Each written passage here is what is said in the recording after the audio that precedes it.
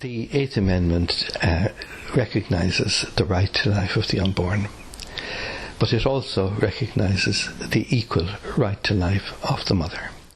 The amendment is remarkable and absolutely essential. It's an amendment which should be in the Constitution of every nation. Well, the Eighth Amendment in the Irish Constitution has clearly stated the intention of the Irish people in protecting the life of the unborn child equally with the life of the mother. And this recognises that we have two individual lives, and the life of the child in the womb and the life of the mother are treated with equal care and protection. That right needs to be protected for those who are innocent and defenseless, who can't defend themselves, who can't vindicate the right themselves.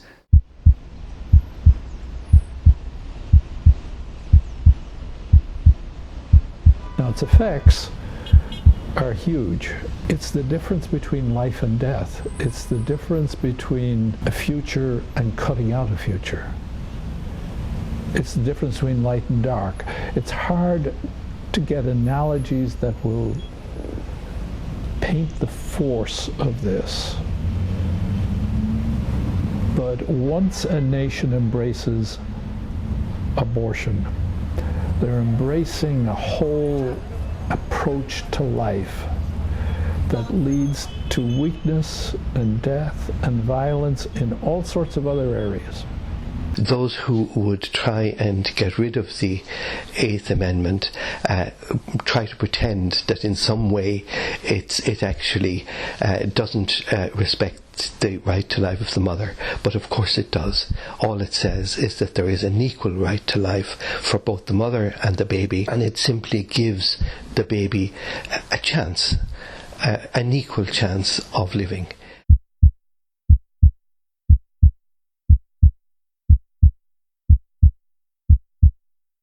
The Irish love family and children, and that hasn't been lost. It's been eroded, but it has not been lost. You cannot bring in abortion. You cannot have that violence in that hospital or down the road in some clinic and then turn around and, with that, without eroding that wonderful welcome for life. We famously are one of the best places in the world, one of the safest places in the world to be a mother, to have a child. And that cannot be separated from the fact that our doctors are trained to treat two patients, to value two patients. What led me into pro-life work, myself and my husband, was actually meeting women who had had abortions, who were able to share with us the devastating effect that had on their lives. I had my abortion in England. I was raised in the south of Ireland from a large family. So when I was about 19, I think, I emigrated to England. This newfound freedom was all very new to me. I began to experiment with alcohol, I became sexually active, and the world is my oyster, really. I thought, this is wonderful. My parents aren't looking over my shoulder, I'm not watching out for my father in the background. So the end result of this was I became pregnant. And all I can say is I was absolutely terrified. To this day, I can still remember the face of that anaesthetist peering into mine and assuring me that everything was going to be fine. You'll wake up and your life will be back to normal. But of course, after the abortion, my life didn't come back to normal. I woke up, I believe, screaming the place down with nurses trying to restrain me. It was like somewhere in my subconscious, I must have realised the enormity of what had happened. And after that, I wasn't the same person. I became paranoid. I felt like I had a big A on my forehead. I thought, when I'd walk down the street, everyone could see through me. Everyone knew what I'd done. I became very depressed. I had panic attacks, anxiety. And it was suggested to me many times when I was interviewed on radio in Ireland that my guilt was because I was Catholic and I was Irish. And of course, I think maybe God in his wisdom sent me to so many different countries to educate me in that area. Because I would say, well, that's very interesting, because I've been to, countries like Korea, Lebanon, Hungary, where I've met women of faith and no faith. The tears of the Catholic, the Protestant, the atheist, they're all the same. It's the same guilt, the same shame, the same regret, the same loss. Within the European Parliament, we were not allowed to debate or discuss abortion. because it wasn't the European Union didn't have the right to decide upon that, we were told, and yet financial aid to less developed countries, poorer countries, is dependent on their cooperating with abortion rights. Well, Ireland is the target of an international campaign onslaught precisely because it is one of the countries, one of the few countries, that still has a pro-life constitution. We showed that a country can exist quite nicely and in fact benefit from not having abortion. And I sometimes wondered if the push to get Ireland to have abortion was more about that. You know, why would these big countries, why would a big organization like the EU be so taxed by the fact that we didn't have abortion? Like, what was the problem? And the problem was we were the control to the great experiment. I mean, the fact that our maternal mortality rate, that it was safer to have a baby in Ireland than anywhere else, was just a problem for them. That had to be eliminated. We had to be dragged down into poor medical practice like them, because that was an embarrassment. That was a hard fact that crops up on tables all the time.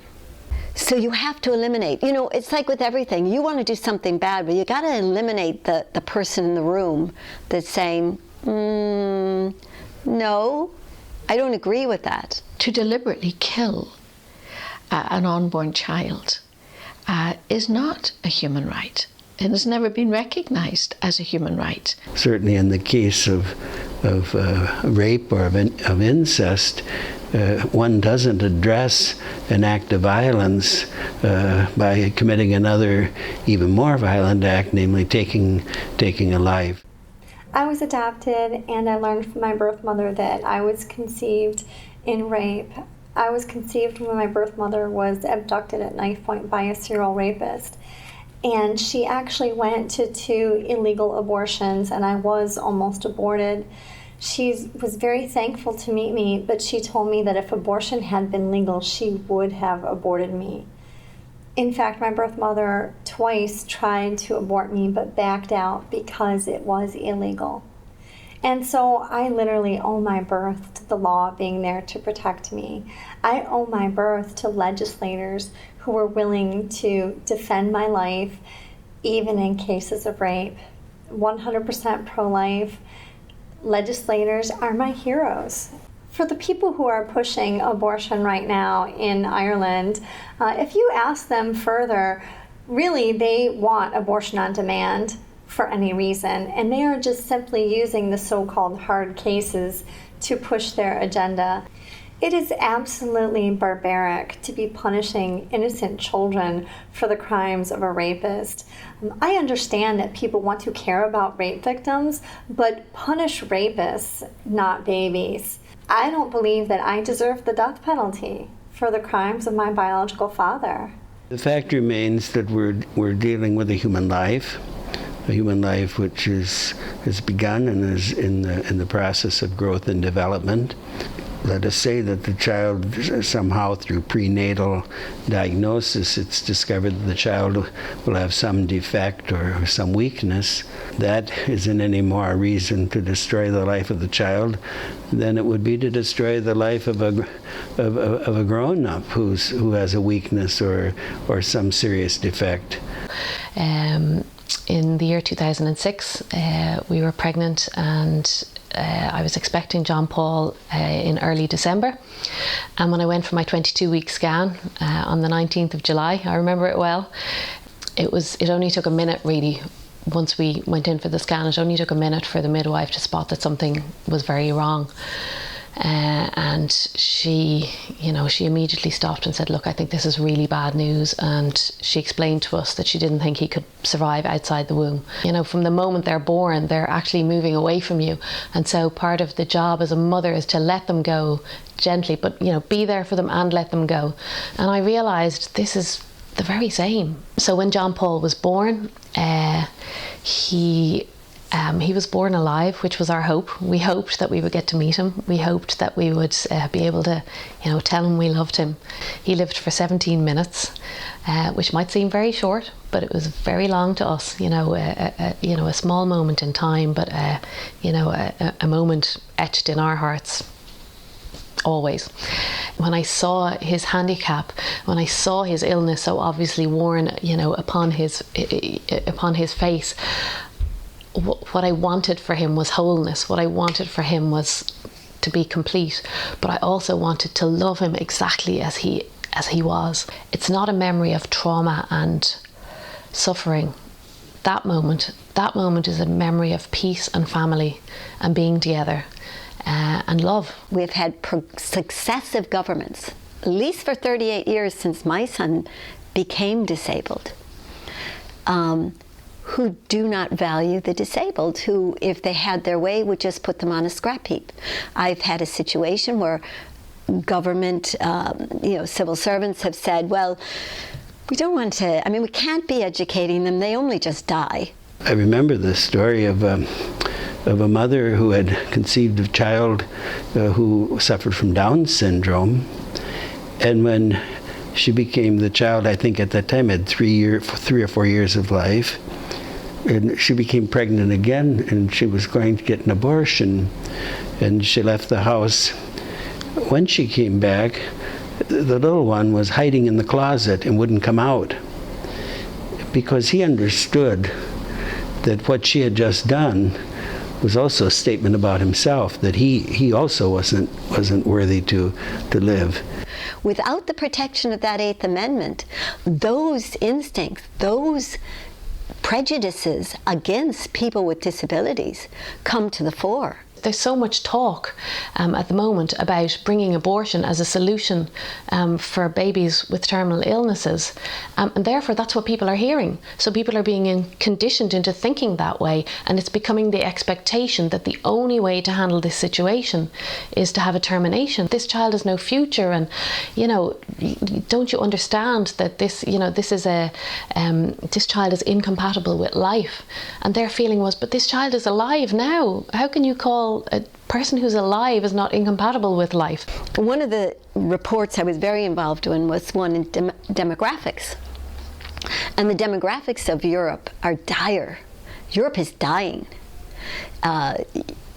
Italy is just on the point of reaching terminal decline. You can't come back from that.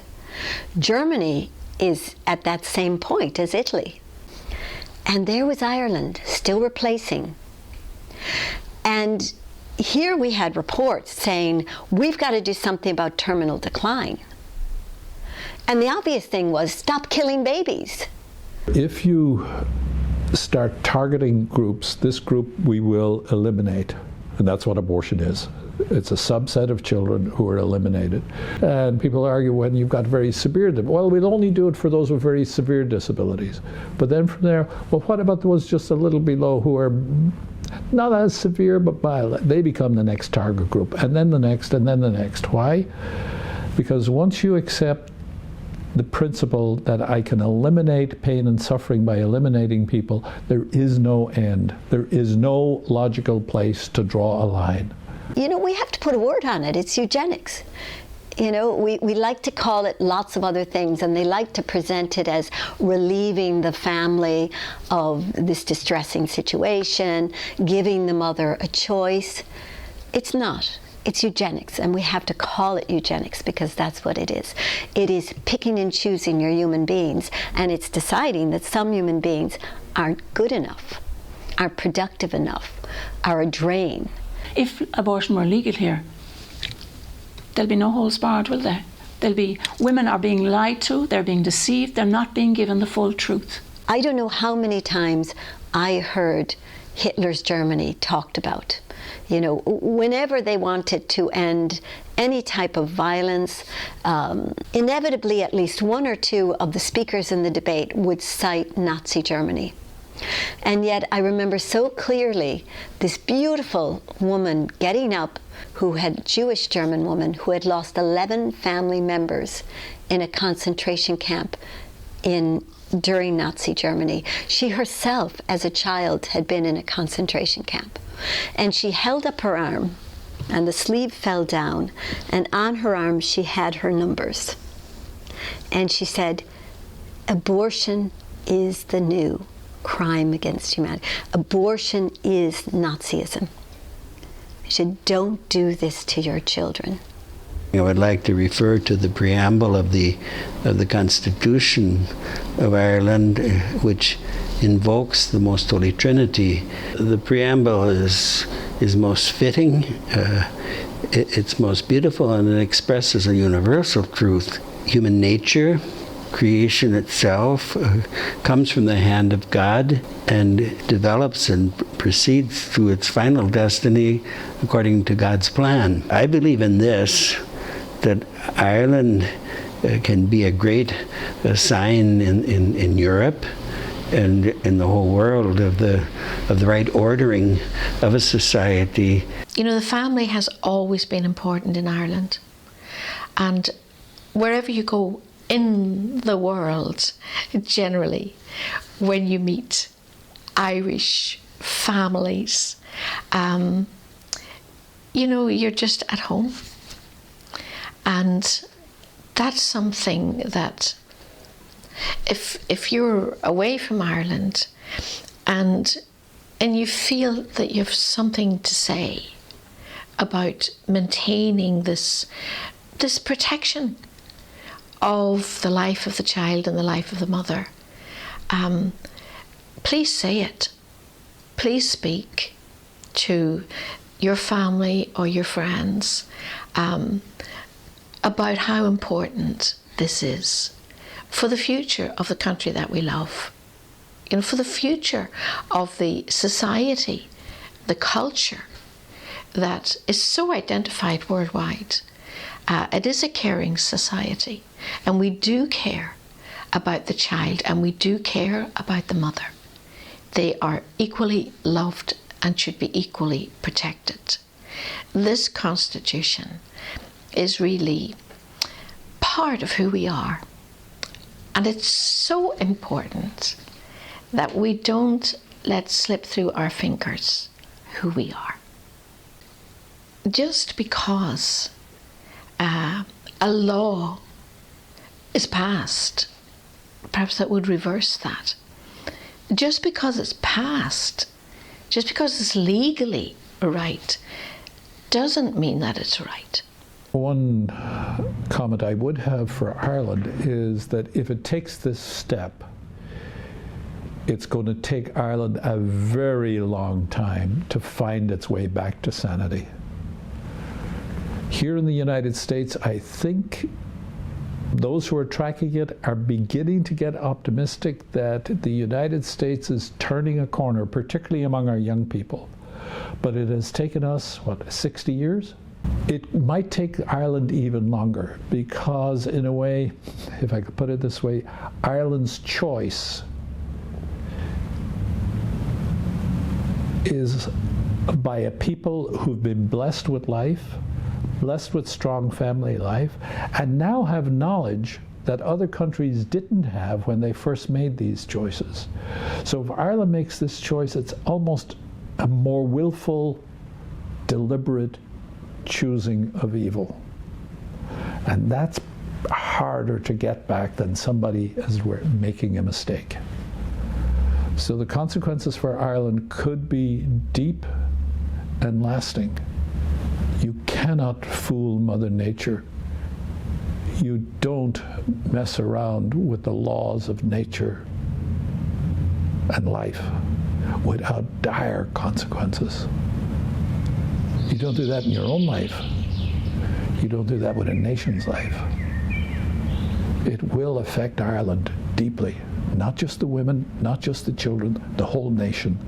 The men, the relationships between men and women, the children that they will beget will all be slightly, each one gradually, slightly less humane, less Irish.